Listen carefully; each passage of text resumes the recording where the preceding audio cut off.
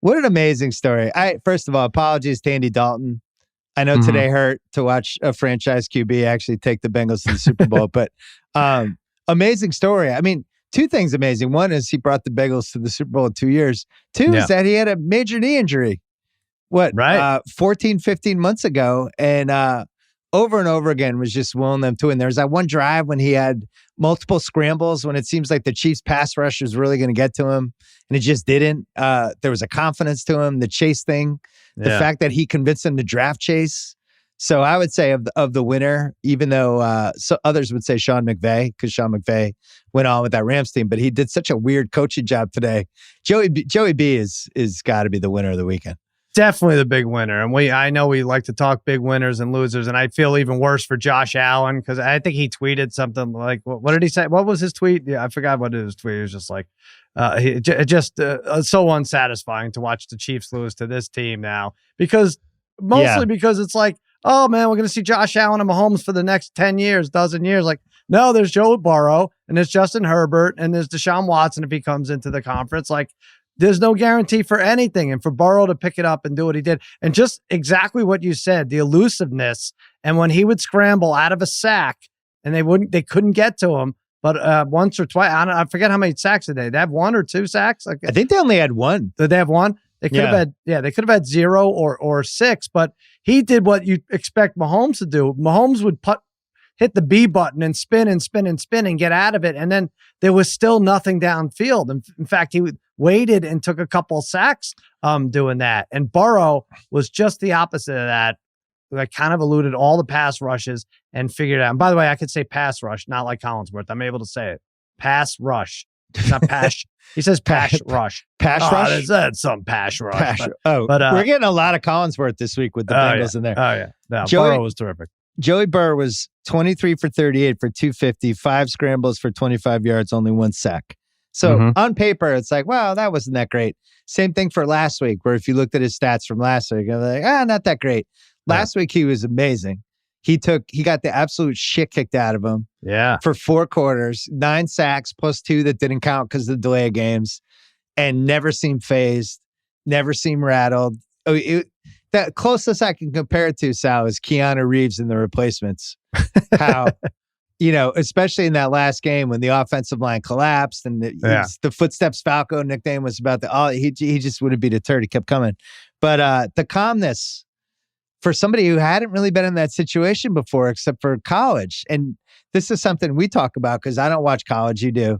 But about how does that translate? If you come through on this big stage in college, does that translate to the pros or not? And it's all over the map. It doesn't seem to really matter. There's no right answer. But in his case, it's very reminiscent of what he looked like in college. And plus they gave him a terrible situation with a miserable offensive line that couldn't protect him. It sacked 51 times this year. Sacked a billion. It would have been $1 billion last year if he lasted the season. And again, like he really like broke contain and just made the most of everything and was like Mahomes-esque. I can't say enough about him. And it wasn't even like Chase had a great game. Like these guys like T. Higgins, who by the way, T. Higgins looks like he was like 6'10" today. I know. Did he grow 6 inches? Like I remember him looked like when he was like 19 years old. He didn't seem this big like a year and a half ago. But he looked like a tight end. Well, when I was growing up, the first quarterback the Pats ever had was Jim Plunkett, who they took first in the draft. And they didn't have an offensive line for him. And he got the shit kicked out of him. And ended up, he was out of football by like 1977, 78. Ended up back in the Raiders, rehabbed himself, and ended up taking them to the Super Bowl. But there's been these stories over the years of these guys who got the shit kicked out of them. And that was it. They, like Derek Carr's brother. It's another one. But there's guy Archie Manning. You always heard this about him when we were growing up. Right. Burrow got the shit kicked out of him, and it didn't seem to affect him at all. At all. It actually seemed like he somehow gained confidence from all the punishment and figured out how to become like a fucking John Wick Jedi in the pocket. It was impressive. You figure, a team that got sacked and a quarterback that got sacked 9 times in a playoff game. Like, okay, even if they were just lucky enough to win that, they're going to have to get stopped the next week, right? Or the next week. Like, my God, this team is, and we know, we'll guess the line in 40 minutes or whatever. But they can win this. They can win the whole thing. This is so crazy. So nuts, this Bengals team. We talked about that. We like this team. I never liked them to the point that I thought they were going to make a Super Bowl, but they had moments. Like there was that, what was it, that Chargers game when they were down 24-0 and they kept fighting back. There's a moment today. First of all, they got that touchdown before the last minute of the first half, right? When it could have been 21-3. They drove down, got the screen pass, bad tackling by KC.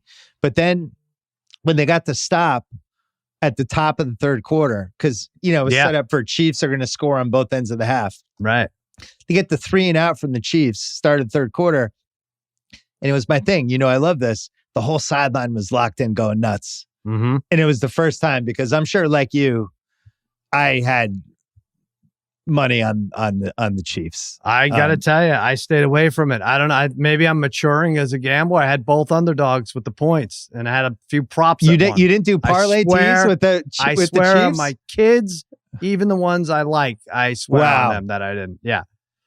Yeah, as it went on, as we did Thursday, we did $1 million picks, and I put in some bets, and then as the week went along, the gambling manifesto, there were a couple rules that started to pulsate, which was the Bengals were clearly becoming a nobody believes in us team, but some people were banging them for the money line. Right. And I know like FanDuel was telling me that there was a lot of money line Bengals stuff that, not like a crazy amount, but enough. Yeah. So you had that. And then, the other thing was it seemed like everybody had a Chiefs tease or a Chiefs parlay, right? Heading into Sunday as the first team. And that's always a red flag. Now, did it feel like a red flag when it was 21-3 and they were on the 5-yard line with crimson 9 red. seconds left? Yeah. And they threw the one pass that they couldn't, the outlet to Hill, like the screen pass that's going to end up in bounds. Like they got too cute there down early. And let's kill the Chiefs. I think we did. We put in our Joe Burrow time. Congrats to the Bengals. Their defensive coordinator was incredible. I was reading some of the stats. He dropped 8+ into coverage 35% of the time. That's why Mahomes seemed so confused. Second half, it was 45% of the time. They had 8 people dropping back, and they were basically daring the Chiefs to run, and the Chiefs didn't take the bait, and that was one of the reasons they lost. Now let's kill the Chiefs. Sal, I think this was the biggest choke in AFC title game history. Whoa. And I spent at least 20 minutes during the Niners-Rams game looking up all the AFC titles games, trying to figure out if there's a bigger choke. And the nominees are the Ernest Biner game, the fumble. Denver wins 38-33. That's in 1987. Now, I don't feel like the whole team choked, right? They were about to win. He got stripped. It was a terrible play. And he became the go to the game. Yeah, cold weather, the whole thing. But that wasn't like an organizational collapse type of game. But anyway, that's a candidate. Colts, 2006 AFC title game. They came back from 21-3. They beat the Pats 38-34. That was a Pats team that if we had made the Super Bowl, I would have been amazed. Like our number one receivers were Shea Caldwell. Our defense wasn't very good. By the second half, the Colts were better. You could see it. And I felt like we were more holding on than choking, and it would have been a miracle. We shouldn't have won the week before. The Chargers, remember, they got the game-winning interception. Troy Brown stripped the guy. Yeah. So they this is therapy. You have to convince yourself that wasn't a bad loss. But yeah, no, but it was Peyton Manning. It was a horrible loss. But I never felt like I feel like there's other Pats games where they choked. I never felt like that was as much of a choke. It's one of the greatest quarterbacks of all time. Manning was awesome. He deserved it. Right. Pats 23, Ravens 20 in 2011 playoffs, where Evans was about to catch the game winner and he got stripped. Wasn't a choke, great play. But then Cundiff missed the 32-yarder. Now, Pats win. I still don't feel like it was what I saw today. And then the other one was when the Pats beat the Chiefs 4 years ago. KC's up by 4, 2 minutes left. Brady drives down and scores. No shame in that. But did have the D Ford thing. I think that's right there. I really do. Okay. That's right there. Although this has to lead. This is now number one. Yeah, because they're defending AFC champs. The Super Bowl win the year before that. They've made the AFC championship 4 years in a row, like you said, and they have a huge lead and the best quarterback in the league. Right. It's even worse than a huge lead. They're up 21-3. Yeah. They're inside the 5-yard line. They're at least getting 3 more points. They somehow fucked that up. Then they have the ball right after the halftime, and they give it right back. Chiefs punt. The Bengals punt. Chiefs have the ball again. Don't do anything again. They had 3 straight drives where it's like, if anything happens, the game's over. It was kind of like the game they played a month ago, right? They had except only they had a 2-touchdown lead. They had a 2-touchdown lead twice against the Bengals and blew it twice, but it was the same thing. They didn't score a touchdown in the second half in that game. And it just like, oh my God, that's what I think what fueled the Bengals. Like, look, we could do this because we did it. This. Yeah, we did it already. Yeah. I was on multiple threads, people wondering if Mahomes got concussed during the game. Because that's how bizarre his second half was. Yeah, I was trying to figure out when it would happen. I was on one of those threads and I was like, I just don't, I could actually maybe see a hand injury before anything else. But yeah, the decisions were very poor. He was, the ball was sailing. The decision to throw the bubble screen basically to Tyreek Hill with 5 seconds left with 2 guys in front of him is just insane. The one pass. It's an insane play. I can't believe they did that. I also can't believe Andy Reid even let him do it. How about just forcing it into Ty Hill at the end? Like it was very Rodgers-esque, like what he did with Devontae Adams last week. Like this guy's open. But I got to say that dropping 8 into coverage, like that's another thing that would make the Bills vomit. Like 13 seconds, you should have dropped all 11. Like we had TJ Houshmandzadeh on against all odds, and he said the same thing. He's like, drop 11 against this guy. Who cares? Especially when he has 4 seconds to throw the ball in 13 seconds. Like, just get tacklers out there. Well, the Bengals did the fuck you squib kick to the Bills fans at the end of the first half. Then it worked and it knocked 4 seconds off. I thought they could have run. I thought every time they ran the ball, they got 5 yards, it seemed like. The Bengals? And, no, I'm saying the Chiefs. Oh, right. And you think like, even heading into OT after things had really unraveled, but they somehow win the coin toss. And then the Chiefs have a terrible 3-and-out. I mean, you think about it, they have, it's 20, they're down 3. It's 1st and goal from Cincy's 5. It's 24-21 in regulation. They run McKinnon for a yard. Mahomes gets sacked for 5 yards. Then Mahomes has the Matt Ryan sack for -15. Now Bucker has to make like a 44-yarder, but gets it, goes to OT. Yeah. Then they get the thing started regulation. 1st down, don't run. Chucks it over Robinson's head, incomplete. 2nd down, misses Robinson. Apple drops an interception. Yeah. 3rd down, chucks it downfield, Aaron Rodgers style, into double coverage, tip, pick. And you knew if the Bengals got 1 first down, the game's over because they have, McPherson, who's other than Tucker, the best kicker in the league. So to me, that's a disaster. I mean, I think. Yeah, that's the biggest collapse. That's the biggest collapse. It has to be. And you got to think about the overtime too. I forgot to check the live lines. Of course, I sent you Chiefs -112 when they were down 3 or something because I had to. And then in overtime, they're a 2-1 favorite because they win the toss.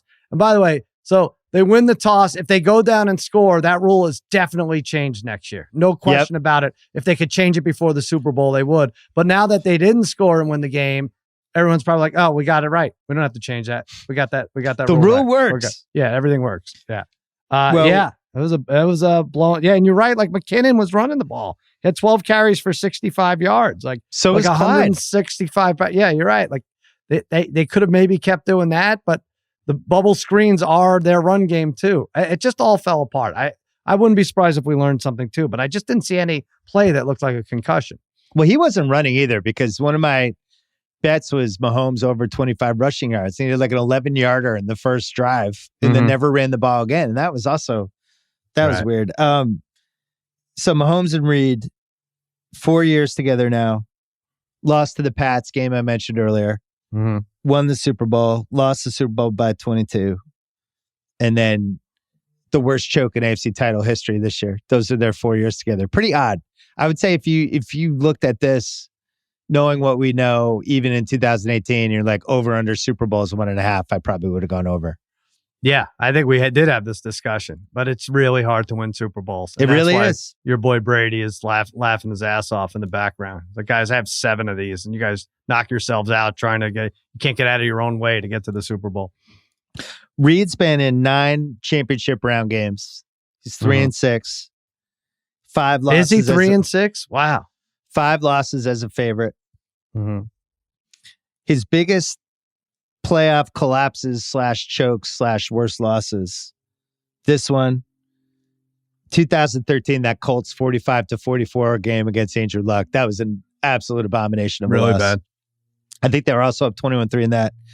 The Steelers game in 2016, they lost 18-16. They score with 3 minutes left to cut it to 2, missed the 2-point. Right. Steelers run out the clock. 2017, they lose 22-21 to Mariota. Remember that one? It was a Saturday game. Everybody got destroyed. Yep. And then Pats 37-31. And then that Pats Super Bowl with the 10-minute, two-minute drill, the fourth quarter. And then that weird 2008 Cards 32-25 game when they lost to Kurt Warner, where all his cards jumped right. I mean, that wasn't a choke, but he's had some bad ones. He used to be in the playoff manifesto. It's like, don't bet on Andy Reid.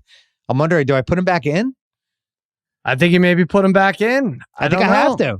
This is they played like a team that shouldn't have gotten a bye, and they didn't have a bye. I don't know what to expect. Like we were all over. I really don't know what to say, because in one instance they should have won. They should have put them away. They should have had 28-3, and then I think then we're not talking even a little bit about this. Like, and we're like, oh, Joe Burrow's a year away. Oh, but so is Josh Allen. So I don't know what we do about that. But they do blow games. They are custom, and again, maybe they're snake bitten against the Cincinnati team specifically. I was so delighted with myself with the Chiefs and picking them and the bets I had with them, and I was just, this Bengals team, they barely beat the Raiders. They barely beat. I can't believe people thought they were going to beat the Chiefs. Like, just having this conversation with myself, like midway through the second quarter, I was like, oh man, this one. Now I need the Niners, and I had already written the game off. And then I had friends doing the same thing. Like, why do we ever take teasers? The Bengals, they're going to lose this game by 30. It's so stupid. Why did you just bet that? Same thing. That screen pass turned it around to Perrine when a couple guys missed tackles. All of a sudden, it's 21-10. But then you think, oh, they have a minute left. The Chiefs are going to come down and score. They go all the way down. And, the key to this game was the Bengals. They have the 3 plays inside the 5 there, 2 or 3. And the Chiefs end up getting nothing at the end of that half. And then same thing at the end of regulation when the Chiefs have to settle for a field goal when really they should have scored a touchdown. And our guy Romo, that was a really tough 2 minutes for Romo and Nance. Wow. Yeah. Talking about should they let them score? And I'm like, what are you guys talking about? Like they just stopped them in this an hour and a half ago. They're going to let them score? We always feel what were they doing? Too. I was thinking it too. I know you can't let them score, but the clock is we've seen so many coaches screw that up before. So then they ran it. I'm trying to think what happened. They ran it. They got busted. Yeah. Yeah, it was McKinnon for a yard. Mahomes sacked. Mahomes sacked. You just don't count on those Mahomes sacks down there. There's a million things that could happen. Shuffle passes, everything else. You don't see the Mahomes sack because he at least has the wherewithal to elude that first wave of rushes. At least they didn't do the play where they brought the backup tight end in. Yeah.